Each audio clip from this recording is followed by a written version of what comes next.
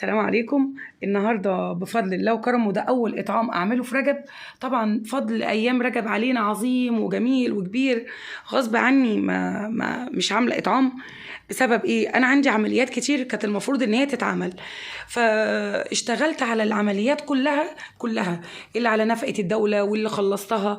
غيرنا شريحه لشاب وفي للاسف شاب تاني هيعمل عمليه في الاذن وهنشيل العظم من الجمجمه. فبعد ما خلاص سبحان الله يا رب سبحان الله خلصت حق العمليه، لقيت شاب عمل حادثه. تمام، عمل حادثه واتصلوا بيا وفضلت الف بيه والله على 5 مستشفيات.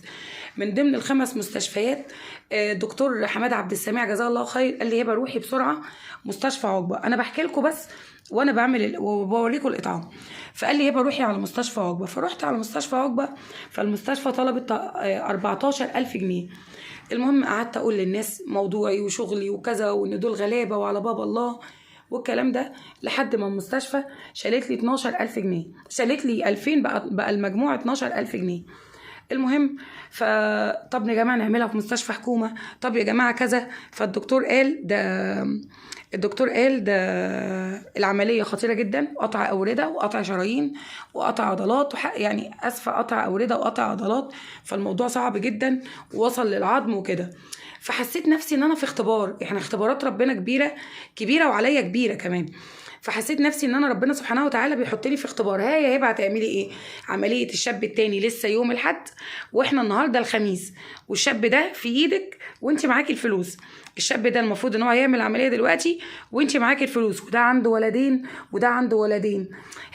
هتعملي ايه؟ وده غلبان وده غلبان وده غير قادر وده غير قادر. رحت جايه والشاب عمال يبص لي ويعيط يقول لي ام ياسين الحقيني اعملي لي العمليه وانا هساعدك، ده ايدي اللي باكل بيها عيالي. بصيت له رحت جايه طالعه. كان معايا كذا حد، رحت جايه طالعه خلاص يا جماعه هنعمل العمليه. ازاي يا بنتي؟ ده احنا ما لمناش الا 2000 جنيه. قلت لهم هنعمل العمليه. وسبحانك يا رب قلت اللي ربنا رزق التاني في يوم وليله هيرزق ده في يوم وليله.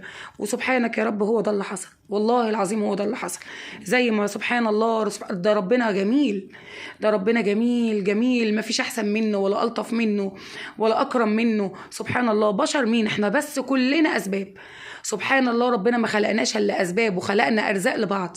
ما فيش حد ليه فضل على التاني ابدا، ولا اي مخلوق بيدينا حاجه ليه فضل علينا ابدا. ده فضل الله وكرمه، فضل الله وكرمه بس. فسبحانك يا رب عملت له العمليه، واقسم بالله ما كان معايا من حق العمليه الجديده اللي هي في المخ 2000 جنيه.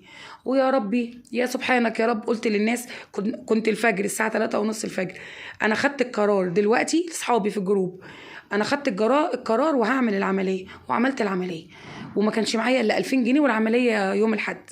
وربك كريم وسبحان الله. ان شاء الله الشاب التاني هيدخل العمليه يوم الاحد وان شاء الله يقوم مجبور الخاطر. واصحابي جزاكم الله خير الجزاء، جزاكم الله خير الجزاء، جزاكم الله خير الجزاء. في واحده حبيبه قلبي اول حرف منها ار، انا عارفه ان انت هتشوفي الفيديو، فانا بحبك في الله جدا جدا جدا، واتمنى ان انت ترجعي تكلميني تاني وحقيقي عايزه اوصلك ومش عارفه. ربنا يا رب يديك الصحه والعافيه. وامبارح كانت الناس بتدعيلك على الغساله، فاسفه النور قطع. الحمد لله.